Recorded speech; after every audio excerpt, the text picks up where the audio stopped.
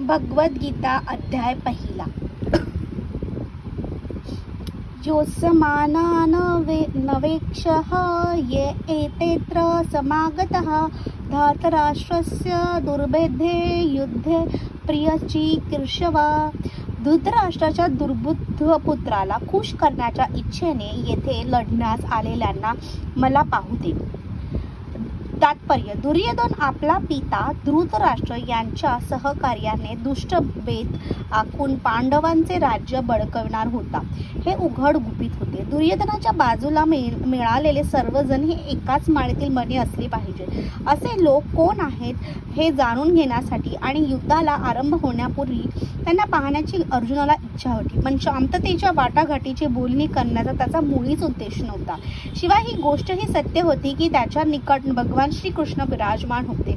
यामुळे अर्जुनाला विजयाची पूर्ण खात्री होती. तरी आपल्याला ज्यांच्याशी सामना करावयाचा आहे त्यांच्या बळाचा अंदाज घेण्याकरता त्यांना पाहण्याची त्याला इच्छा होती. संजय उवाच: एवमुक्तो ऋषिकेशो गुडोकेशन भारत सेनेयोरुभयो मध्य स्थापयित्वा रथोत्तमम्.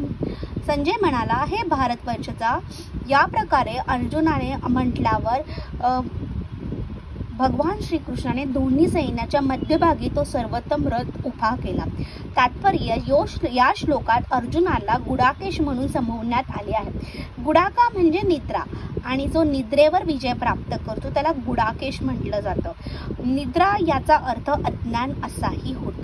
अर्जुनाने श्रीकृष्णाशी असलेल्या त्याच्या सख्यत्वामुळे निद्रा आणि अज्ञान दोन्हीवर विजय प्राप्त केला होता.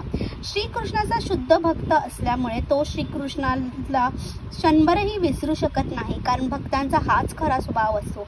निद्रिस्त अथवा जागृत अवस्थेमध्ये भगवत भक्त हा भगवान श्रीकृष्ण त्यांचे नाम, रूप, गुण आणि लीला यांचे चिंतन करण्यापासून दूर राहू शकत नाही.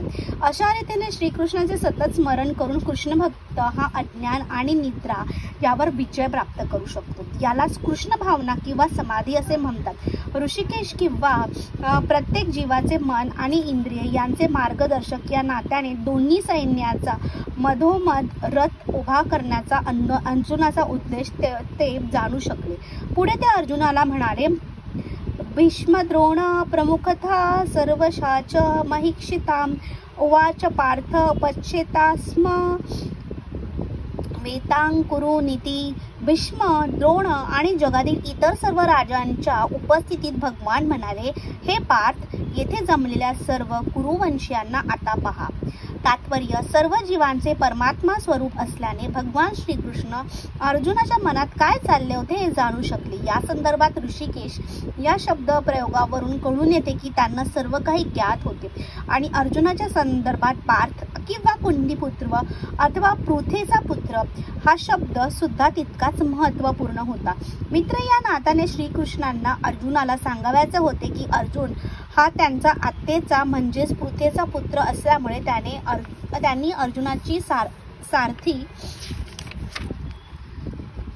होण्याचे मान्य केले आहे. अर्जुनाला आता उपस्थित कुरुवंशाकडे पहा असे सांगण्यामागे श्रीकृष्णाचा काय उद्देश होता? अर्जुनाला तेथेच थांबून युद्ध करावयाचे नव्हते का? श्रीकृष्णाने आपली आत्या पृथा हिच्या पुत्रांकडून अशी अपेक्षा कधीच केली नव्हती.